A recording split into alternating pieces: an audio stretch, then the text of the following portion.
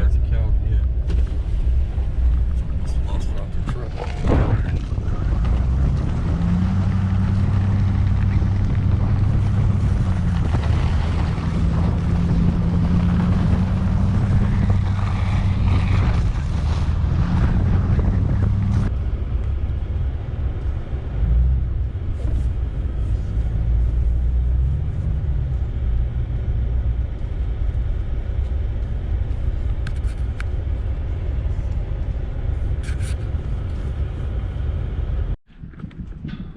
All right, everyone. Your boy Code Brown Productions again. I'm here with my new friend Jeremy. He's with me today on this random adventure, a little historical one today. So we were at the famous, well, maybe not famous, but Quebec 1 launch facility site. This used to be one of the sites for the Peacekeeper missiles that they used to launch back in the Cold Wars. And when I was active duty, I actually worked on these sites. I actually come here and work on the blast doors, blast valves. And it's been long enough now that the nostalgia set in, so I could probably come back here and not like be worried about like, you know, feeling like I have to be called back into work. But we're gonna go check it out today. I'll show you actually what it looks like downstairs throughout the facility. You can see like where they launch the missiles, where they turn the keys and everything. It should be pretty cool. I got a little diagram here. So this is the facility that we're standing in front of, and then the complex underground. So pretty cool. But Jeremy and I are gonna go in, check it out, we'll have some fun, and let's go check it out. Are you okay if I film? Yeah. Okay. Oh, I know what that is. Yeah. Clearing barrel. Yeah, clearing barrel. Yeah, and that's actually just for a pistol. They would have had a larger one for the rifles, and some of them they would have them on the outside of just outside the door, and some of them they had them inside. And yeah, So if you came indoors, you had to clear the gun before. Gotcha. Before you checked it in. So anyways, hello and welcome to Quebec 1 Missile Facility. This room that we're currently standing in is the FSC's office. FSC stands for Flight Security Controller. The person that would be stationed inside this room would have complete control over who came onto this site and all the launch facilities associated with this site. The missileers downstairs are the first ones to get any kind of alarms from those launch facilities. They'll call up here, talk to this person. This person will then call in any security forces members that they need. Those security forces members will come in here. They'll be given their orders, be given a weapon and a vehicle, and then sent out to those sites to check on those alarms. The way the new FSC offices are set up, all these windows are tinted and bulletproof. That is so you cannot see into this room. The door we just walked through would also be tinted, locked, and bulletproof. That was a security measure. That was because if you wanted into this room or to go downstairs, you would have to check in with the FSC, show them all of your IDs, your credentials, your orders to be here. And they would also ask you for any secret codes. As you were leaving base, you would have to constantly keep in contact with this person, keep checking in with them at certain times, at certain checkpoints. If you did not make those checkpoints, they would have to send somebody out to go find you. They have to make sure that people get here that are supposed to. If you did not know what those codes were, you would have been stopped on the access road. They have to make sure that nobody gets onto these sites that are not supposed to be here. Before we do go downstairs, I must remind you this is a museum, so please do not touch anything. We're trying to preserve these artifacts for future generations to enjoy. Also, we are about to go 50 feet into the ground, so if you suffer from claustrophobia, it might be a good idea to reconsider. The rooms are rather large, or just one spot you have to duck your head to get into the capsule. And last thing, if the elevator does not want to join us back upstairs, this ladder is the only other way out of the basement. We've had no problem with our elevator, but Yeah, it was just in case, yeah. Bringing back memories. Alright. Flashbacks. Yep. We're just having Vietnam flashbacks. Yeah. Nothing new.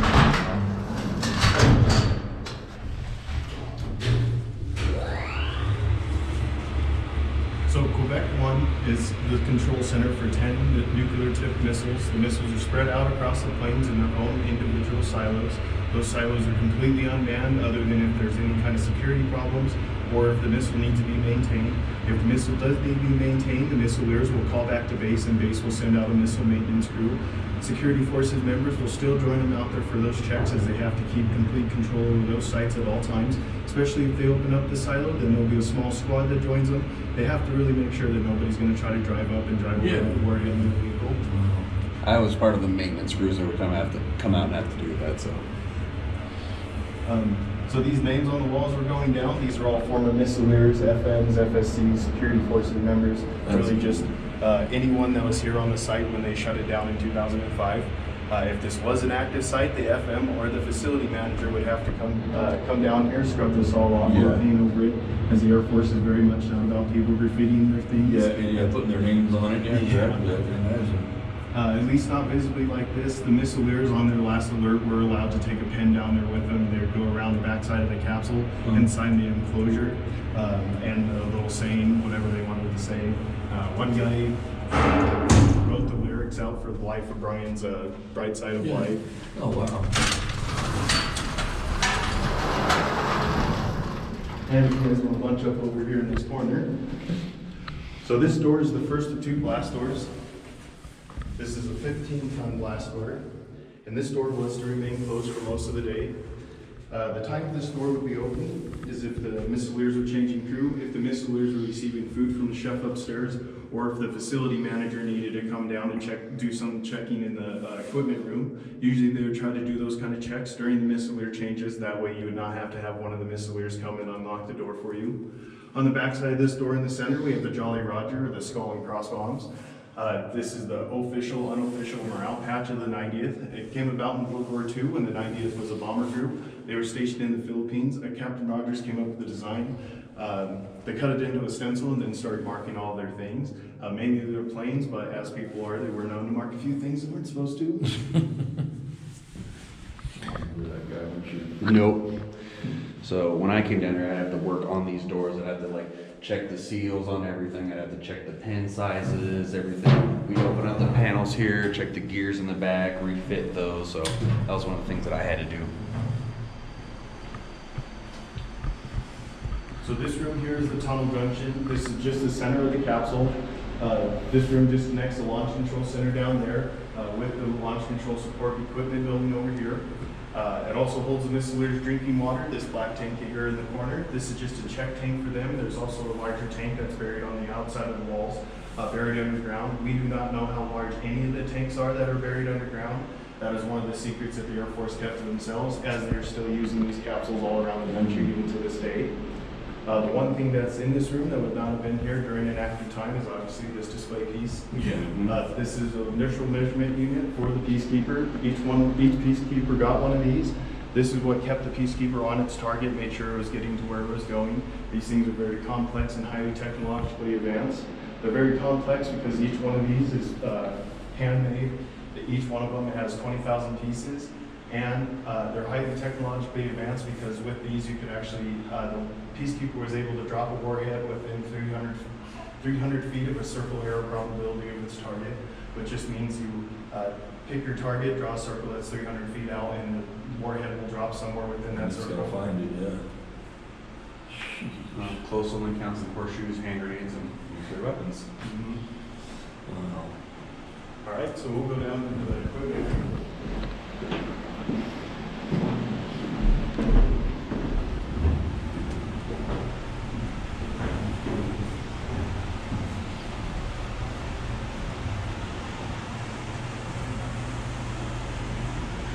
So everything inside this room is here to run the capsule over there.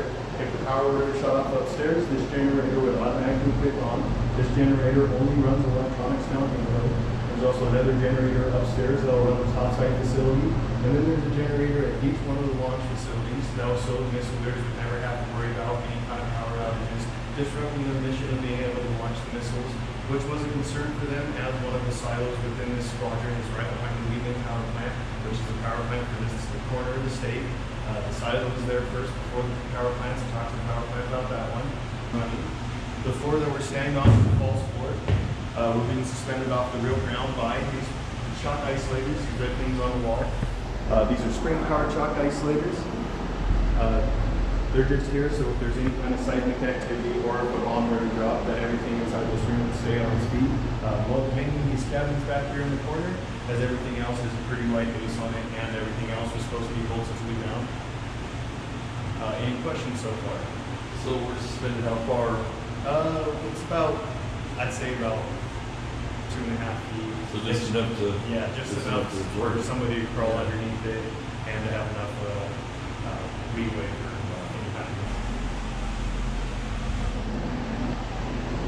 So when I was missile crew, what I had to do is I had to come in here, check these lights, check these panels here, all the control valves, everything here. I didn't do too much with the engine here, but I did have to work with all the exhaust and intake valves and so. So this would actually be turned on in 30 to 35 days. It would automatically pick itself on.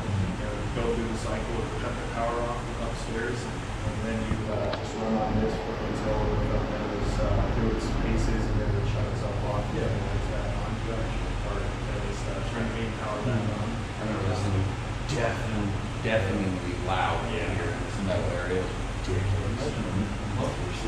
It doesn't matter. You still have to like double hearing protection. So in 2005, when the Air Force shut down the squadron, they came into all these capsules and they took everything out with them. If it wasn't welded to the floor, and some things that were, it either got taken back to the base and sold for scrap metal, or taken back to the base to be used at another site at a future time. So when they were bringing stuff back for the museum, they realized they were missing a lot of things, either because they just didn't have it anymore, or they just don't have them to spare. One of the things that were missing actually would have sat back there where that display piece is. There was a hydraulic control panel for the glass valves, that was so you can manually open and close them. I have heard from former missileers that you'd only do that if you were absolutely required to, as it was very difficult to get the glass valves open again once you had closed them. Another thing that we're missing was stood right here on these 4 feet. There was a diesel tank that stood here. This was their daily check tank. This was so the missileers or the facility manager could come down here, check, visually inspect how much gas they had in this tank and the larger tank outside to make sure they had enough to run the mission, and also make sure that the diesel was clean enough. Obviously, you don't want to run dirty diesel through your generators, or they're not going to run for 3 months straight. Hence the 4 field filters on the front of this. Yeah. Wow. So any more questions in here? That's pretty interesting. All right, we will move on to the more interesting side.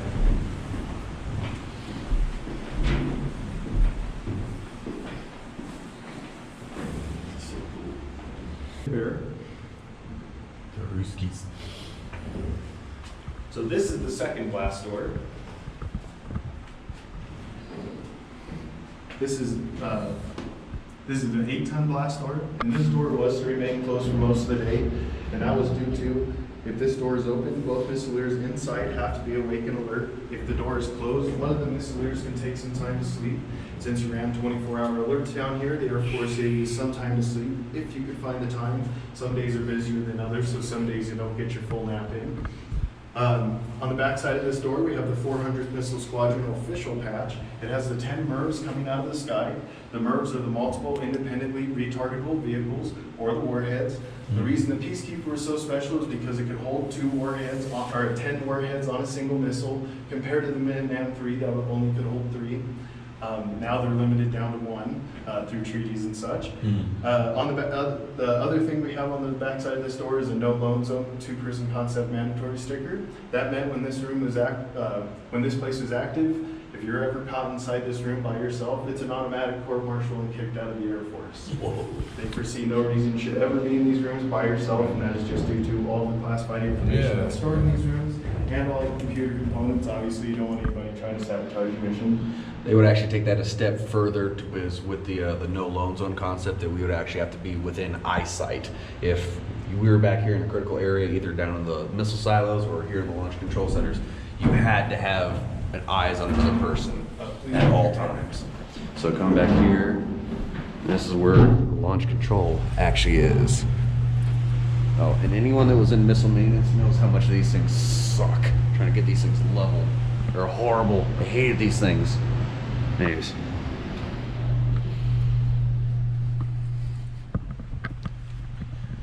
So this is Quebec's Launch Control Center. Down here, 24 hours a day, 7 days a week, 365 days a year. No matter what's going on outside in the world, there was always 2 people in this room. The deputy commander would sit in this chair. Their job is to take care of all the communication equipment that was in these last 3 racks. Obviously, we're missing a lot of it because it was classified information. As soon as it left the building, it was either automatically destroyed or taken back to the base to be used at another site at a future time. The other job of the deputy commander was to take care of the computer readout. Again, we're missing some of the computer components that were here for the Peacekeeper, but this gives you a really good idea what it looked like. Down here on this end, we have the commander's console. The commander's job is to sit here and monitor the missiles. These panels would light up. The lights correspond to different things going on with the missiles. Of course, the missileers know exactly what each one of the lights mean. They also would have gotten their security alerts from down here. There's an inner and outer zone on each one of the light launch facilities. The inner zone is on top of the silo. Somebody's messing around with the door. The outer zone is around the fence and within the fenced-in area. And the outer zone could be set off by just about everything: tumbleweeds, mice, rats, snakes, skunks, antelope, cows, jackrabbits, just And it about would everything. But you have to treat every single alarm as if there's somebody there with a gun ready to take you out. If the missileers were down, the missileers also started putting these plexiglass pieces over the top of these panels. That way they can write themselves notes and mainly mark off what lights would come on. That way, if they ever had to leave here in an emergency situation, they could just grab this, take this upstairs with them. They would then call the next missile alert facility and start reading them off, or telling them what was happening, and then start reading off which lights were on. That way, they could make sure that they had a perfect connection. Wow. If the missileers were down here and they got stuck and they could not make it back out through the elevator shaft, the only other way out of here is through this escape hatch up here, and you can scoot around the chair if you'd like. Get a better view. I'll let you get over here in a second. This escape hatch is also affectionately called the deputy killer. That was because it was the deputy's job to open it. The tunnel runs off at a angle. It stops just 5 feet below the surface of the earth and it just completely packed in the sand. So the reason they dumped it in the pillow is because if you were to open it up and knock it out of the way in time, either the door's going to come down and hit you on the head, or the sand's going to start dumping out of there and pin you against the ground. Wow, that's disturbing. Other missileers have always wondered, other missileers have sat down and speculated that there's actually more sand inside these tunnels than there is space inside these capsules, so you effectively be burying yourself trying to get out of here. So I'm assuming they open inward, right? Yep. Yeah, so just drop in. Other missileers have always feared that if a nuclear bomb was to go off around here, that the heat from the blast would actually melt that sand into glass. Then you're really stuck down here. But more practically, this was built in the 60s. There's been a lot of renovations upstairs. The tunnel's supposed to come out somewhere behind the garage. Missileers now fear that it's either underneath the parking lots or underneath the sewer lagoons. Oh man, that is amazing. These shock isolators are the bane of my existence. Having to level these things and can never get it correct. Is that what you had to do? That was one of the jobs that I had. Yeah, I was like leveling the shock isolators, and then when we did that, we'd have to actually get out underneath this facility or this capsule here, stabilize it, and then disconnect them from that so that they would actually be down so we could work on them. Wow. And it was not fun crawling around down there. And Even right now, right here, It's still not fun. right here, you can see where the gas cylinders were that used to house and pressurize this, and so that was always fun trying to move around there. It was just very tight and cramped. So do you guys like to know what the procedure if they got a launch order? oh hell yeah, let's do it. Right. So if they were to receive a launch order, they would receive it over the EWO frequency or the emergency war order frequency. Both missileers will receive it in their radio sets, except the deputy will also receive it in all of the communication devices over there. So as soon as they start receiving their orders, they're to come sit down, strap themselves into their seats. The deputy will do the same thing, except the deputy will then start sliding along the rails on the floor. That is because it's the deputy's job to go to each one of those communication devices and check each one of them to make sure that they all have the same message coming out of them and that they had not received any orders beforehand that superseded these orders that were currently coming through. The message that would come out of the radio would sound something like Alpha, Bravo, Tango, Charlie, Foxtrot 7, something along those lines. The missileers will write down each one of the numbers and letters that come out of there. Once that is done, they then check with each other to make sure they got the same message. Once that's confirmed, they'll stand up. They'll walk over here to the red code safe.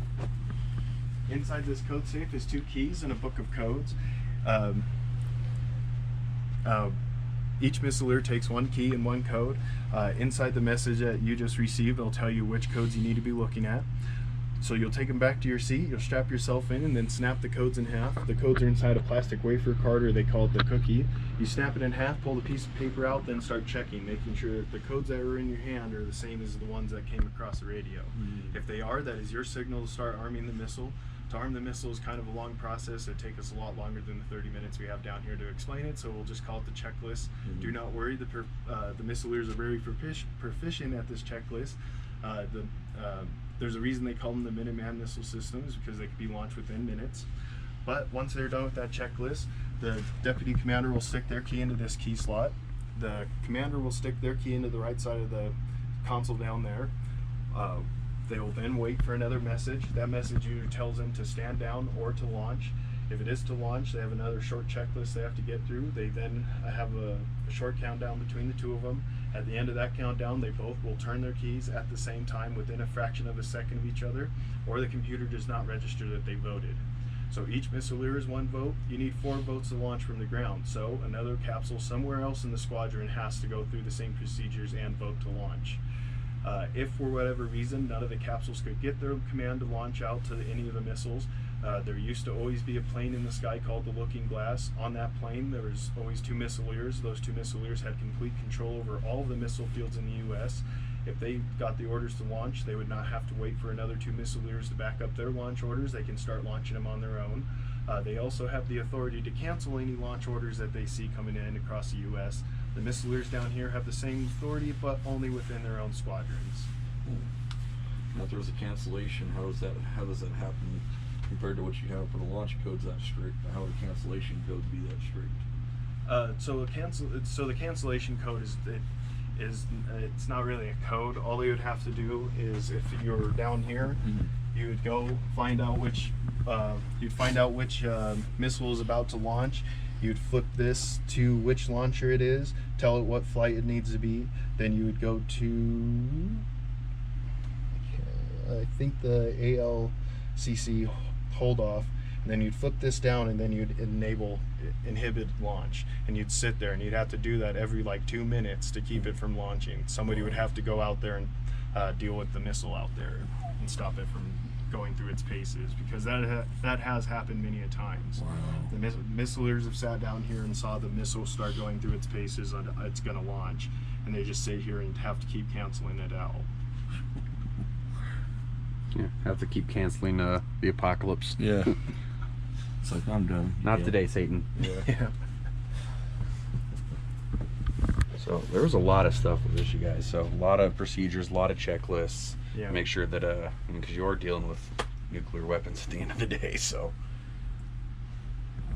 That is too cool. So on these drawers, we have the United States Air Force quality seal, I call it. I can't remember what they would call it, but these ones are just practice ones. They have much fancier and nicer ones now. These would be put on every single drawer and anything else down here that you could possibly get into and start tinkering with on your own. This was so that one of the missileers could sleep. After you were done sleeping, you were to wake up, stand up, walk around, start checking each one of these to make sure that none of them had been tampered with or were missing. If they were, you would have to call back to base, and base will start an investigation against the crew down here. They have to figure out why you're messing with that one. Before they came out with these, they actually required the missileers to stay awake their entire 24 hours down here. The way they would do that is you'd come out here, you would take command, you would do a 12-hour shift. Somebody would come and relieve you of command. You'd go upstairs and sleep 12 hours, then you'd come back down here, sleep work another 12 hours, and then you were sent home. And they just keep rotating people in and out like that. And that's part of the line of sight crew, or the line of sight for the 2-man crew. Before these were implemented, you had to keep an eye on your partner at all times. So the bathroom down there originally never had a door until the 80s. I'm not shy about pooping, so I would have been okay. You sitting there. Yeah. Don't mess with that seal. Making sure everybody knows, huh? So funny story with these, they actually had to start putting them over all of the key slots. That was because some of the missileers were down here so bored that they would break their pencil lid off in the keys, and then somebody would have to come down and replace them or fix them or clean them out. And obviously the Air Force is not about that, so they decided, if you're going to keep doing that, we're going to get you in trouble for it. So to combat the boredom that all missileers got down here, the Air Force allows you to do just about anything within the confines of this space as long as you're ready to go within a moment's notice. All right, Jeremy. So we just got done with the tour down there. Kind of showed them around everything. It was definitely really interesting to kind of go back and see what I used to work on for almost 10 years. Jeremy, what do you think, man? I think that place is really interesting. Yeah, I'm really happy that Wyoming actually was able to get this site and turn it into a museum, because I do think generations need to see these things, and it's just really cool to just see the history behind these things. But yeah, a lot of good and bad memories coming here and doing this sort of stuff. But I love these little history tours and get to see cool things. This will probably be another lengthy video, but anybody that can't make it here from afar and ever wants to see what these launch facilities look like, I think it'll be a good video to check out. So yeah, I think that's about it, man. You got anything else to say? You good? I loved it. I thought it was pretty cool. So I hope you followed along. If you made it this far, don't forget to like, share, comment, subscribe, or don't. I don't care. It's up to you. Whatever. So you do you, boo. Peace.